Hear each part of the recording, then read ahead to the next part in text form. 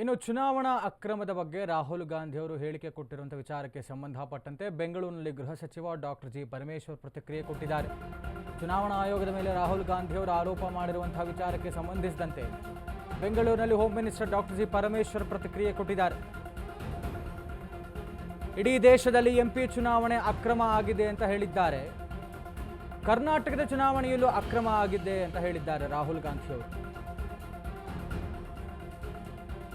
ಅಕ್ರಮದ ಬಗ್ಗೆ ಸಾಬೀತುಪಡಿಸ್ತೇನೆಂದು ಕೂಡ ಹೇಳಿದ್ದಾರೆ ರಾಹುಲ್ ಗಾಂಧಿ ಅವರು.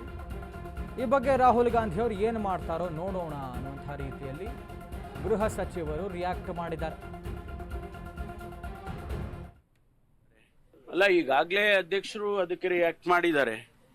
ಅಂಥದ್ದು ನಡೆದಿದೆ ಅಂತೇಳಿ ಅವರು ಕೂಡ ಸಮರ್ಥನೆ ಮಾಡಿದ್ದಾರೆ. ರಾಹುಲ್ ಗಾಂಧಿ ಅವರು ನೇರವಾಗಿ ಹೇಳಿದ್ದಾರೆ, ಕರ್ನಾಟಕದಲ್ಲೂ ಕೂಡ ಇಡೀ ದೇಶದಲ್ಲಿ ಆಗಿದೆ, ಕರ್ನಾಟಕದಲ್ಲೂ ಕೂಡ ಲೋಕಸಭಾ ಚುನಾವಣೆ ಸಂದರ್ಭದಲ್ಲಿ ಆ ರೀತಿ ಆಗಿದೆ ಅಂತ ಹೇಳಿದ್ದಾರೆ. ಅದನ್ನ ನಾನು ಬ್ಲ್ಯಾಕ್ ಅಂಡ್ ವೈಟ್ ಅಲ್ಲಿ ಕೂಡ ಪ್ರೂವ್ ಮಾಡ್ತೀನಿ ಅಂತಲೂ ರಾಹುಲ್ ಗಾಂಧಿ ಅವರು ಹೇಳಿದ್ದಾರೆ. ಅದನ್ನ ಎಲೆಕ್ಷನ್ ಕಮಿಷನ್ಗೆ ತಿಳಿಸುವಾಗ ಕಾಯ್ದು ನೋಡೋಣ. ಪ್ರಾಸೆಸ್ ಅಲ್ವಾ, ಪ್ರಾಸೆಸ್ ನಲ್ಲಿ ಇರ್ತದೆ. ಅಲ್ಲ, ಈಗಾಗಲೇ ಅಧ್ಯಕ್ಷರು ಅದಕ್ಕೆ ರಿಯಾಕ್ಟ್ ಮಾಡಿದ್ದಾರೆ. ಅಂಥದ್ದು ನಡೆದಿದೆ ಅಂತೇಳಿ ಅವರು ಕೂಡ ಸಮರ್ಥನೆ ಮಾಡಿದ್ದಾರೆ. ರಾಹುಲ್ ಗಾಂಧಿ ಅವರು ನೇರವಾಗಿ ಹೇಳಿದ್ದಾರೆ, ಕರ್ನಾಟಕದಲ್ಲೂ ಕೂಡ ಇಡೀ ದೇಶದಲ್ಲಿ ಆಗಿದೆ, ಕರ್ನಾಟಕದಲ್ಲೂ ಕೂಡ ಲೋಕಸಭಾ ಚುನಾವಣೆ ಸಂದರ್ಭದಲ್ಲಿ ಆ ರೀತಿ ಆಗಿದೆ ಅಂತ ಹೇಳಿದ್ದಾರೆ.